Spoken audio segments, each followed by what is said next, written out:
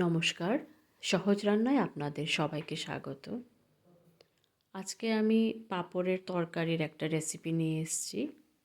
এটা রান্না করতে খুবই সহজ, উপকরণ খুব কম লাগে, খেতেও ভীষণ ভালো হয়। এটা ভাতের সাথে খেতেও ভালো লাগে এবং লুচি বা রুটির সাথেও খেতে বেশ ভালো লাগে। এটা রান্না করার জন্য আমি 4টে আলু এইভাবে কেটে কড়াইয়ের মধ্যে তেল দিয়ে তেলটা গরম হওয়ার পর আলুগুলো দিয়ে দিলাম। এখন এটার মধ্যে আমি এক পরিমাণ মতন নুন দিয়ে দিলাম। নুন দিয়ে এখন এটাকে আমি একটু সময় রান্না করে এটাকে আমি ঢাকা দিয়ে দেব। আমি ঢাকা দেওয়ার পর কিছুটা সময় অপেক্ষা করব যাতে আলুগুলো নরম হয়ে যায়। দেখুন, আলুগুলো একদম নরম হয়ে গেছে। এখন এটার মধ্যে আমি দিয়ে দেব এখন হলুদ গুঁড়ো এবং লঙ্কা গুঁড়ো। ঝালটা আন্দাজ মতন দিলে ভালো হয়, বাচ্চারা খেতে পারে না বেশি ঝাল হলে। দিয়ে দিলাম, ভালোভাবে এটাকে নাড়তে থাকবো। আবারও ঢাকা দিয়ে দিলাম। এদিকে আমি 2টো পাঁপড় নিয়েছি। পাঁপড়গুলো হাত দিয়ে ছিঁড়েও আপনি দিতে পারেন। আমি একটা কেচির সাহায্যে পাঁপড়টাকে আমি কেটে 8টা পিস করে নিয়েছি। প্রথমে এইভাবে কাটলাম, তারপর আরেকটা ফোল্ড করে এইভাবে কেটে দিচ্ছি। একটা একটা করে পাঁপড় আমি ভেজে নেব।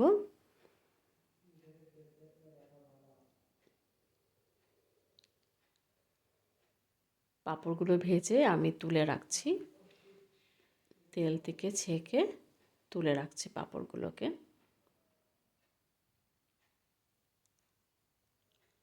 বন্ধুরা, আপনাদের যদি আমার এই রেসিপিটা ভালো লাগে তবে সাবস্ক্রাইব করবেন আমার চ্যানেলটা।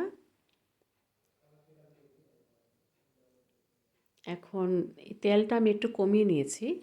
তারপর আমি এখন দিয়ে দিলাম এটার মধ্যে 2টো কাঁচা লঙ্কা, গোটা জিরে দিয়ে দিলাম, কালি জিরা দিয়ে দিলাম। যখন একটা ভালো গন্ধ আসবে আমি পেঁয়াজের পেস্ট, 2টো মিডিয়াম সাইজ পেঁয়াজের পেস্ট আমি দিয়ে দিলাম। দিয়ে এটাকে আমি নাড়তে থাকবো। কিছুটা সময় আসানোর পর আমি দিয়ে দেব টমেটো পেস্ট। একটা টমেটোর পেস্ট এখানে আছে। দিয়ে আবারও আমি এটাকে নাড়তে থাকবো। মশলাটাকে খুব ভালোভাবে ভাজতে হবে, নয়তো পেঁয়াজের কাঁচা গন্ধটা, টমেটোর কাঁচা গন্ধটা করবে। তাই এখন দিয়ে দিচ্ছি আদা এবং রসুন গ্রেট করে। 1 চামচ মাপের আদা এবং রসুন গ্রেট করা আছে এখানে। আবারও আমি নাড়তে থাকবো। এখন একটু নুন দিয়ে দিলাম এবং হলুদ গুঁড়ো দিয়ে দিলাম, আর দিয়ে দিলাম জিরে গুঁড়ো 1 চামচ এবং ধনে গুঁড়ো 1 চামচ। কাশ্মীরি লঙ্কার গুঁড়ো দিলাম এখন। দিয়ে আবারও এটাকে আমি নাড়তে থাকবো, ভালো করে কষাতে হবে, কাঁচা গন্ধটা যাতে না থাকে। এখন দিয়ে দিলাম হাফ টমেটো স্লাইস করে দিয়ে দিলাম এখানে।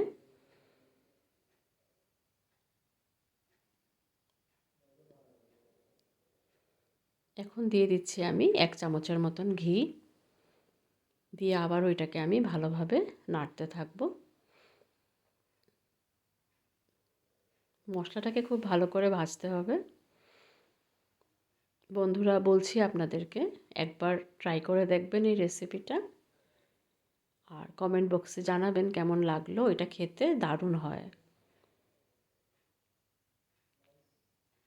ভালোভাবে কষানো হয়ে গেছে। এখন আমি দিয়ে দিচ্ছি আলু।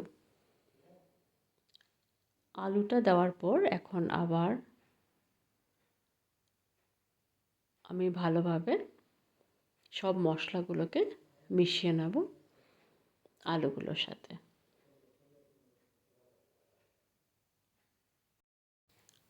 আলুটা একদমই নরম হয়ে গেছে দেখুন।